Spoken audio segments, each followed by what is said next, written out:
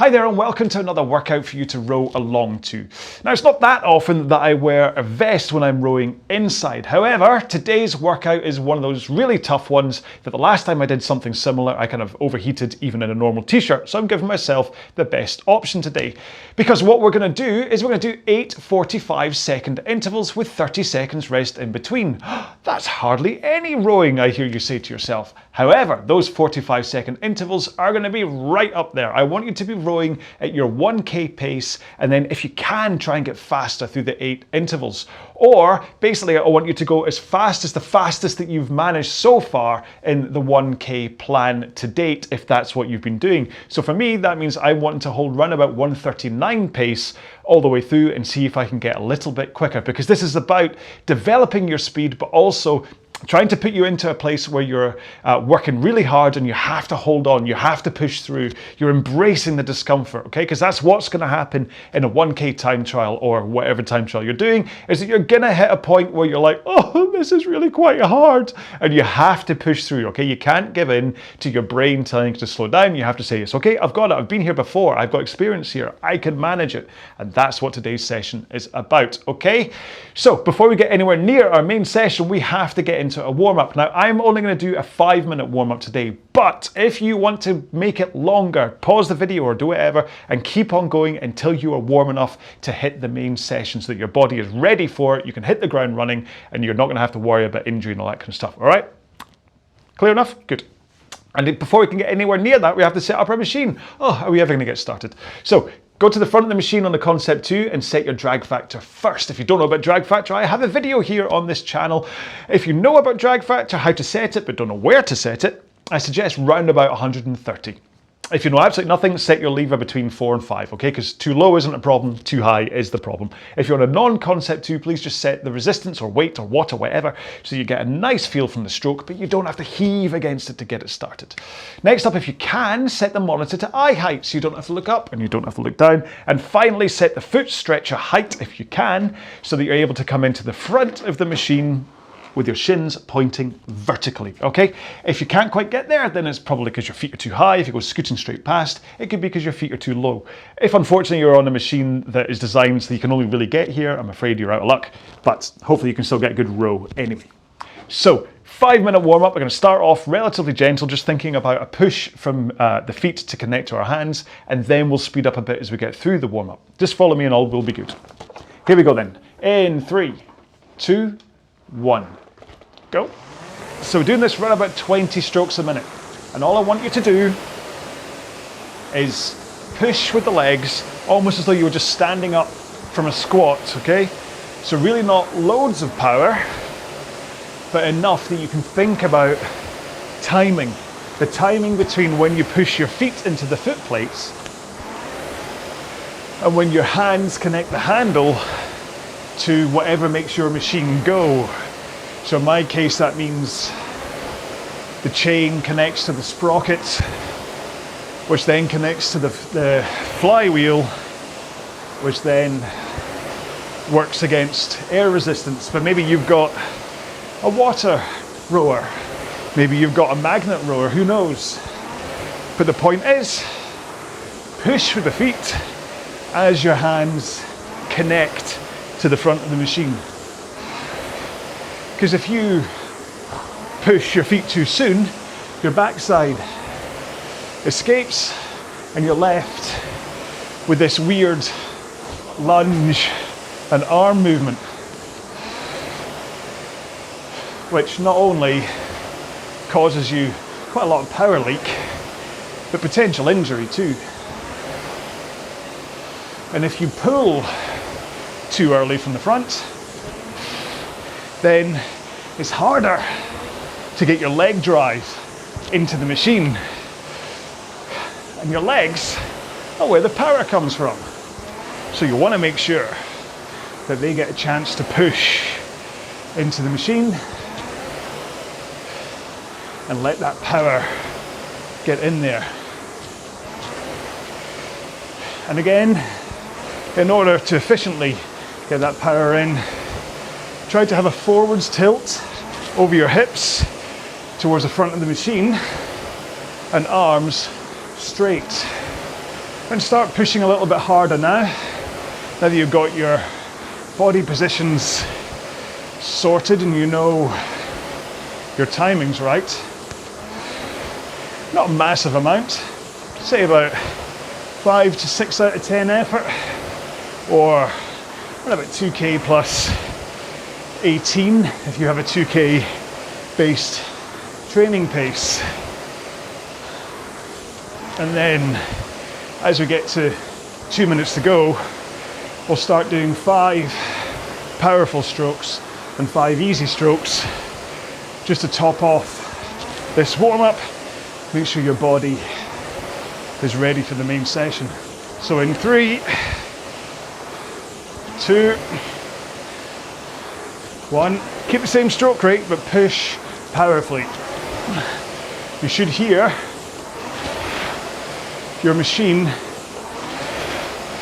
get louder as you accelerate.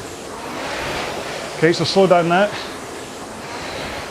So you accelerate that power in, no matter what machine you're using, you should hear it get louder.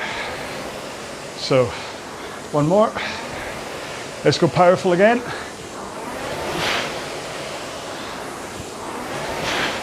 So mine gets louder and the pitch changes. Let's go slow again.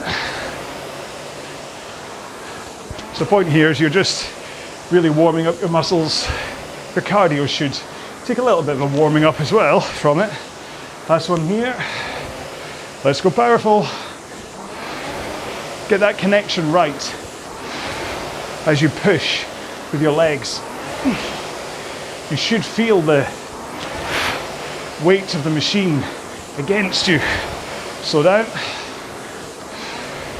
If you get that push right, you should feel you're hanging off the handle as that power surges into the machine. One more. Last time for our power strokes. 1, 2, 3, 4. One more. 5. Okay, well, let's just paddle home. Like I say, continue to warm up if you need to. Don't just stop because I'm stopping. Make sure you're ready. And then do some light rowing, have a quick drink, and I'll quickly explain one more time what the main session is. Okay then, so today's main session is 8 45-second intervals with 30 seconds rest in between. Doesn't sound like a lot, but the point is those 45 seconds you're meant to be going fast, okay? Get the stroke rate up, get the pace up, hold it for those 45 seconds, take a 30 seconds rest, which will fly by. Trust me, those 30-second rests will go, and the 45 seconds will feel like it's going very slowly. And that's it. And that's the main workout. It doesn't sound like it's going to be a lot of rowing. In fact, it's only, what, 6 minutes in total? But trust me, if you put all the effort into there, then you're going to get a lot out of this, okay? Because it's going to really build up that pace and your ability to last. Now, if you are doing a 1K plan, this is week 4, session 1. So we've only got one last week of main power building and stuff. Then we have 1 week of tapering, getting yourself ready for whatever you're going to do as your final test, if you want to call it that, okay? So this is still about getting up there, getting the sprint training, make sure you've got the pace, make sure you can get through this kind of a workout, that you can hold on and push and you don't have to give in when your brain starts to go, this is a bit tiring, okay? So I'm gonna have a last drink. Now my stroke rate's gonna be up around about 32 to 34. Don't know how the first interval will go. It's always weird, that first one.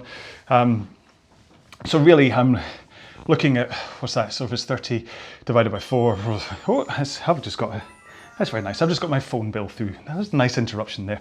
So yeah, it's gonna be kind of like 20-ish strokes, okay? And then all will be good. Let's see how many strokes it takes. Sorry, that threw me getting a text message. So just a second to make sure we're composed and ready. So remember, high rate, high power, 45 seconds, 30 seconds rest. Okay, so here we go. In 3, 2, 1, go. So push hard with the legs. Get that rate. up. Get the pace up. So I'm 137, 138. Just kind of where I want to be. Halfway. Get that push from the legs.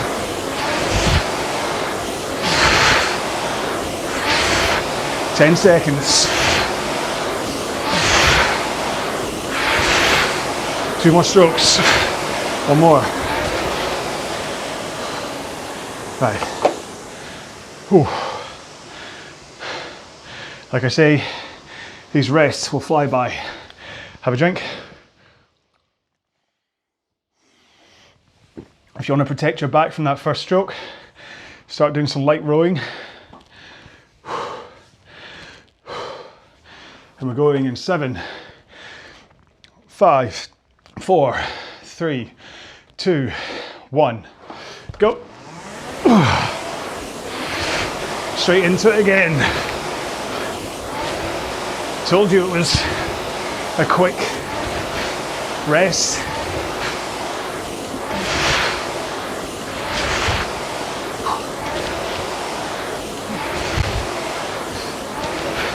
Just keep your technique as good as you can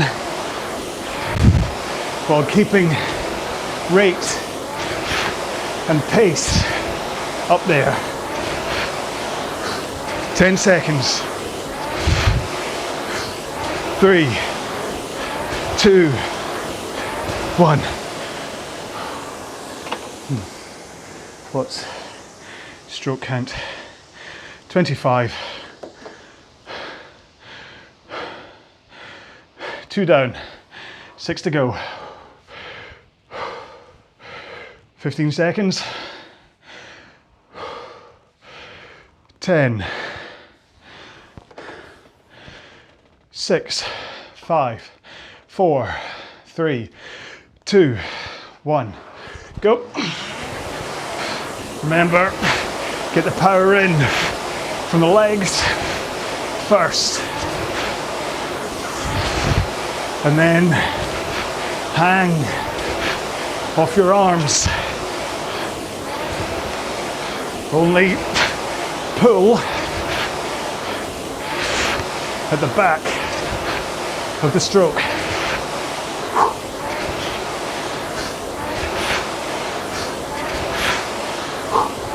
Ah. 10 seconds. 2 strokes. 1 more.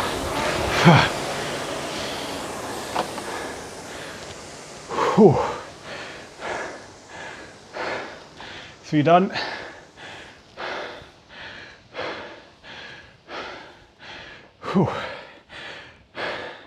15. Rock from side to side if you need to ease pressure on your glutes. 10. 5, 4, 3, 2, 1. Push. Let those legs do the majority of the work for the good posture. Forwards, tilt, so you can add that backswing into the stroke. 10, 3, 2, 1. Oh, that was a bit slower. 1 meter slower. Remember to drink.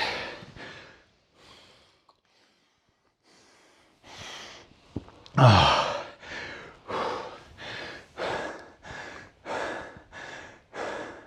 10, 5, 4, 3, 2, 1. Go. We are past the Bon Jovi point. Less than halfway to go.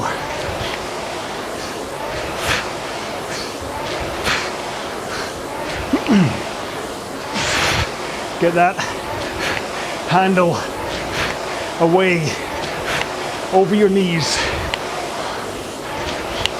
before they bend. 10 seconds.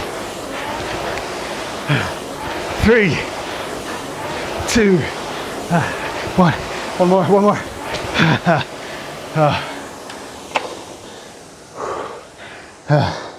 It's important to hit that last stroke.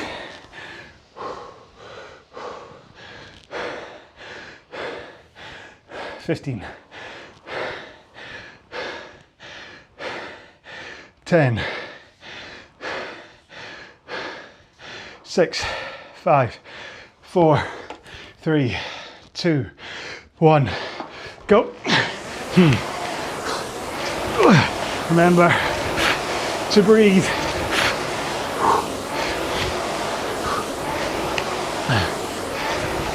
Find a rhythm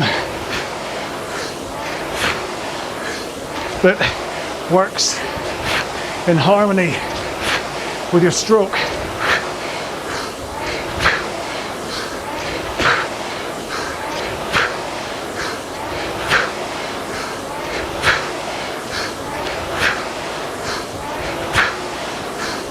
Ten.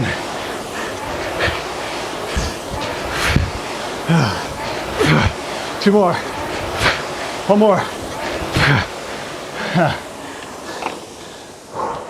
Two more to go.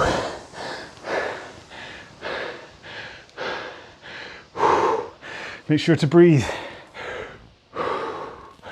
properly. 10 seconds. 5, 4, 3, 2, 1. Go. I'm certainly starting to get the sharp edge blunted. It's getting harder to get up and maintain pace. Halfway.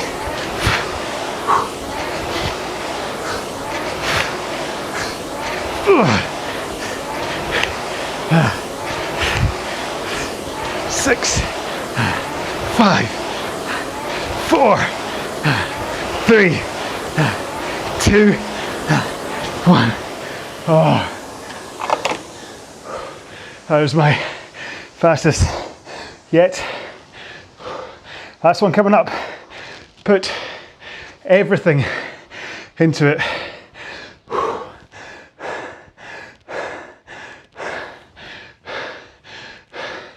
10, 6, 5, 4, 3, 2, 1. Go. High rate, high power, good technique.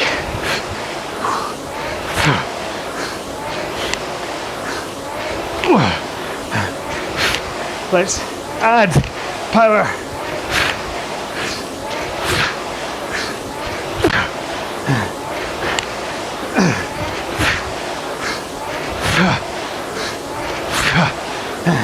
Now, rates up, more power, higher stroke rate.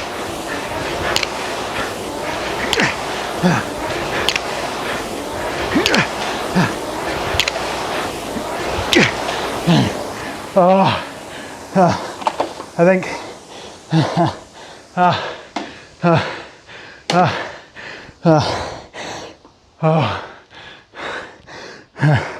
I think I saw 1:29 for my last stroke on the monitor. So I covered 1,823 meters across those 6 minutes. And that's not including the rest meters that happened as the flywheel was spin down in between intervals. Oh, right. Now, I didn't say this at the start, but if you're not in a similar state as me, then what I want you to do is, as I go into the cool down, I want you to rewind the video and do that again, because although it was only 8 intervals, if you're not similar to me in terms of exhaustion, I mean, my glutes are on fire right here. My feet are oddly sore, I think, from that constant compression to the front. And obviously cardio, I'm breathing really heavy. If you're not anywhere near this, then there's something strange going on with possibly your technique or how much exertion you are putting into it, but that should have been a 10 out of 10 for everything into it workout. So if you've still got anything in you, like I say, my guess is you weren't putting in the effort into it for whatever reason. However, I'm about to hit that 3-minute cool down, so if you've not just hit rewind, let's go into this. The first minute of this, we're going to do some nice light rowing, similar to how we started the warm-up. And then I'm going to do the single leg, arms only, legs only drills, but you can, of course, just row for 3 minutes straight, okay? Here we go. In 3, 2, 1, go. Oh. Oh. Oh. Now, if you actually feel like, although it was tough and you're in the same state as me in terms of breathing hard, and your body certainly reacted to it, but by the time you get done with the cool down and things, you're like, you know what, I actually feel fresh again, then feel free to add on like 10-15 minutes of kind of low intensity rowing if you just want to get a bit more of a workout. But what I don't suggest is doing all of that again if that was a maximum effort for you. I mean, you can, but you shouldn't need to if that's a maximum effort. All right, take one foot out, put it on the floor, and continue rowing with just one leg strapped in. And this should help you to open up your hips, give you a bit of, what was Greg Williams messaging me? One of my newfound High Rocks buddies, or at least internet High Rocks buddies. I don't think I have any real friends, I just have internet friends. Okay, change feet. Actually, that sounds weird. I just thought I spend my entire time on various dating apps. All my friends are online. It's not true. Just the whole rowing community and the High Rocks community thing is so big and so active that it's really easy, as long as you're active on these groups, to just make friends. Share your advice, take their advice. Everybody wants to help and be helped. Okay, both feet in, don't worry about strapping yourself in. Just use your back and arms to row. Okay, so swing over your back, pull in your arms, out with your arms, swing over your back. Now notice that I am pivoting, hinging, tilting, whatever word you want to use, backwards and forwards here, okay? So I'm primed forwards, and then I just tilt over my back. I'm not rounded and slumped. One more here, and let's roll to the front, tighten your straps on the way, straight arms, forward tilt, push out from the front. And again, you want this forward tilt to be a forward tilt, okay? Hips should be tilted forwards. It's not the same as being like this, okay? See the difference between that and then suddenly, well, you probably can't. I'll wait until I'm done. Hang on. Let's take one more stroke here.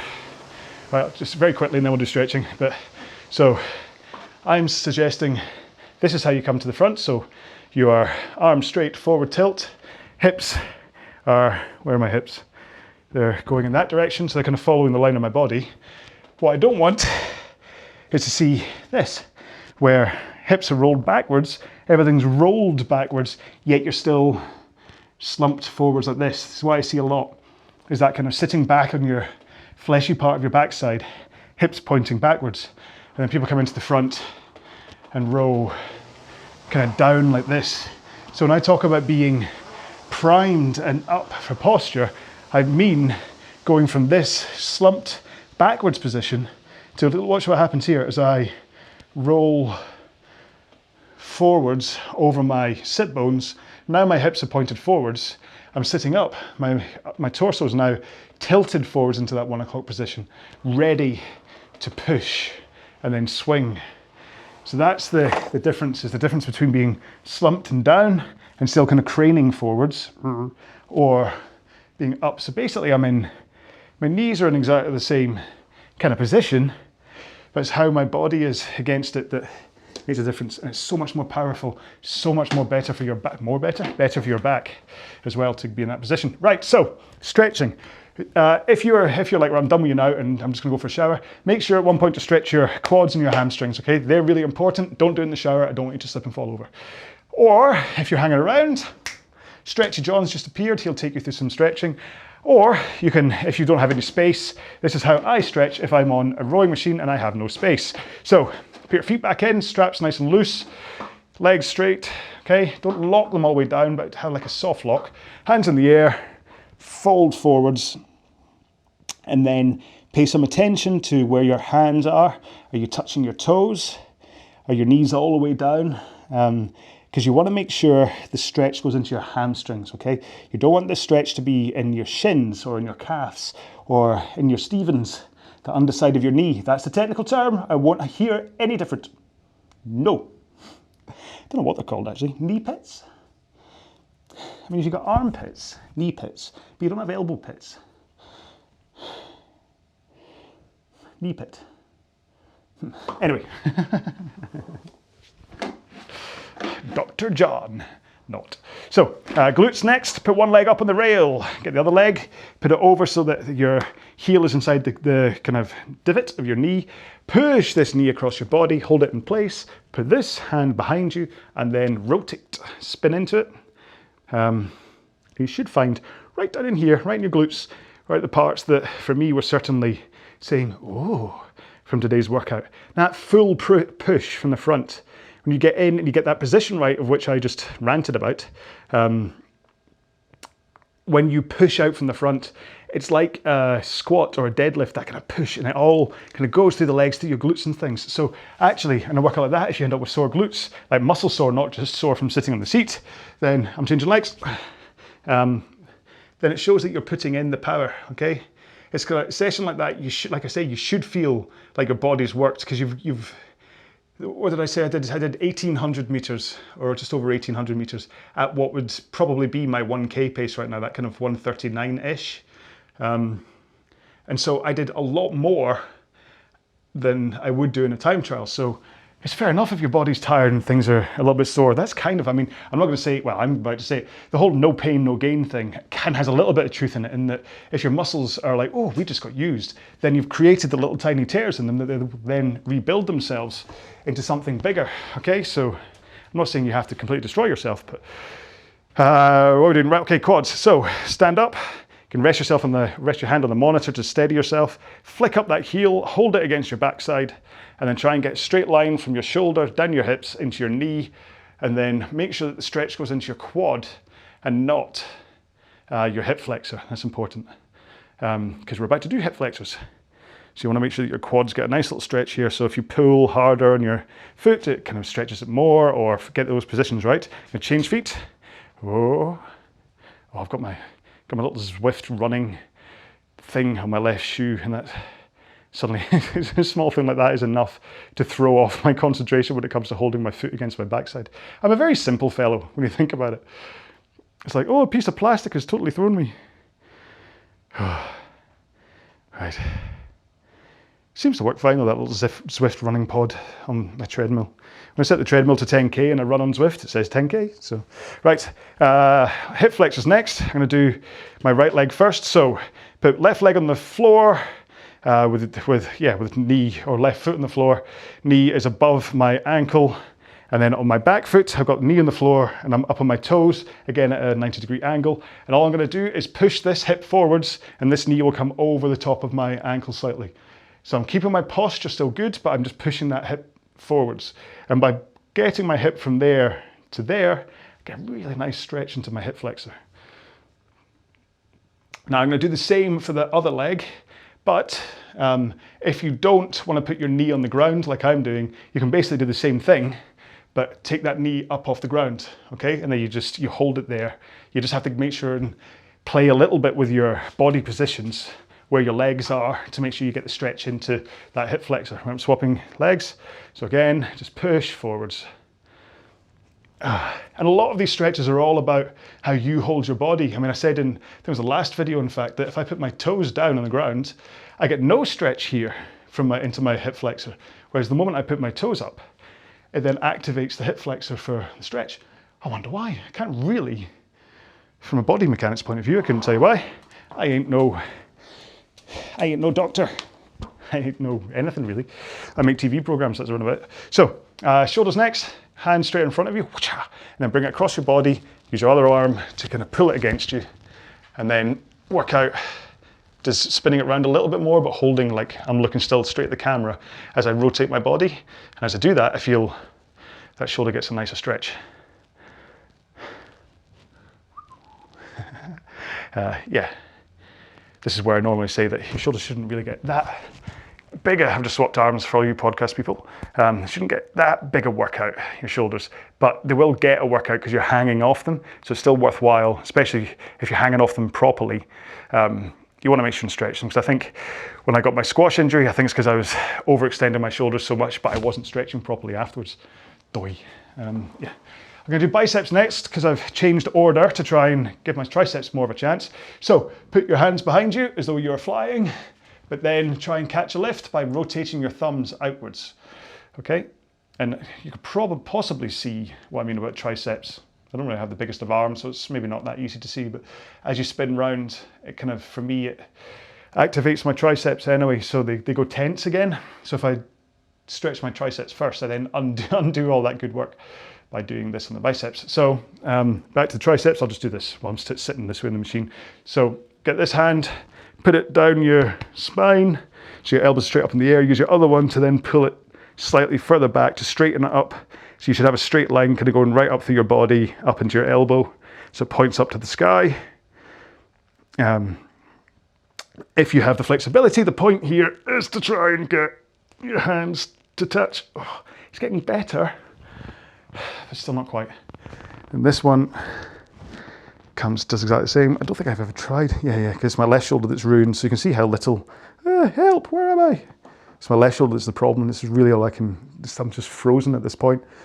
I'm sure there's some kind of physio or something I can do to improve that, but for the time being, I've got so many things happening. Right, forearms, I didn't do forearms, so I'll do this sideways as well. So pray in front of you, push your hands together, and then bring your hands straight down in front of you and carry on pushing.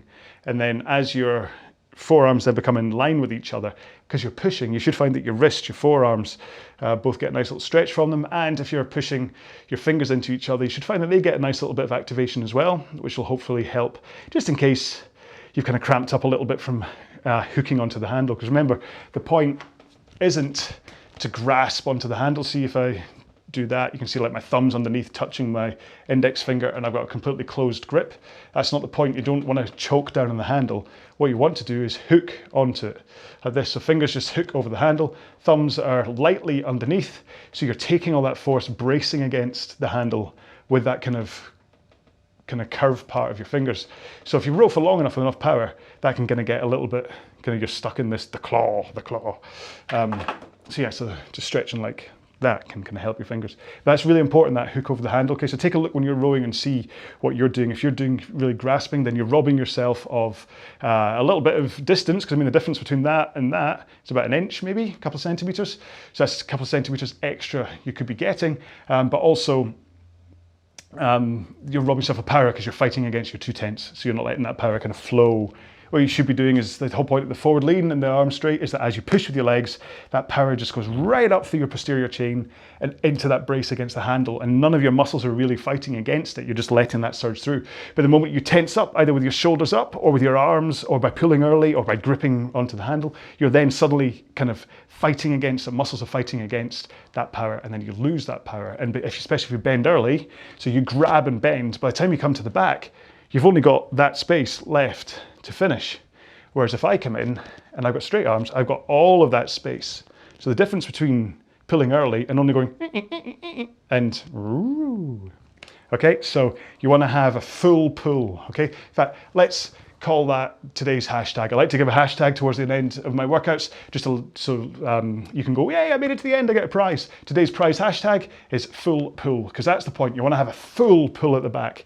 You're not wasting half of it by fighting against your legs and then only having this finish. And that's kind of, people like that are quite often the ones that then finish up high with the handle, because the only way they can get more is by pulling it up and then kind of doing that, and then suddenly it's all going through the biceps and all through that part of your forearm and away from your lats. And again, I'm not as big as some of the big guys, but even I have bigger lats than I have biceps and stuff. So yeah, so there we go. So full pull is the hashtag. Anyway, so truth be told, so by the time I've finished, I've done the cool down and I've just chatted away to you for the past 7 minutes or so, if not more, about stretching, that kind of stuff. And I'm basically back to being fresh again. I could do another workout. So good thing is that I've got something else programmed for tonight where I do weights, so it's fine. I'm not going to continue. But if you want to jump on, do a slow run, a slow row, or whatever, just if you feel you want more. However, remember, this is still going to be a tough week. So if you're doing the 1K plan, feel free to just stop now and go, great, that was hard, fine, because tomorrow's going to be another session. Wednesday and Thursday, or 2, 3, 4, 5 are still going to get you going for the whole week. So it's up to you what you want to do. All I'd say is make sure and just pay attention to your own energy levels, okay? I don't want you to kind of really scrape the bottom and not give yourself enough energy for session 2, which is the next one, which will be one of the long, slow distance, the LSD rows, which will just kind of go, just kind of give you a chance to settle down, okay? So there we go. Thank you so much for doing this one. I do hope you enjoyed it. Let me know in the comments whether you did, whether it was too short. I mean, you can tell because I've said it a few times, I'm a little bit, oh, is that too short? But trust me, when I got to interval 8, my workout was done, okay? It's only now that I'm thinking, I could do more. So let me know how you feel, how you got on. Were you faster? Were you slower? So like I say, I was, in fact, hang on. I know I said I was about to go, but I'll just do, I'll get the average. Yeah, so my average there was 138.7. So that's the fastest. So when you think week 1, session 1 of this 1K plan, I think my average for doing the 6 1-minute efforts was like 142.5, almost like 143. So over the course since week 1, session 1, all the way to week 4, session 1, the improvements are massive, okay? So that's all I really care about right now, is to show that those improvements are there, and then I can continue to go through the week, and those improvements will continue ready for week 5, all right?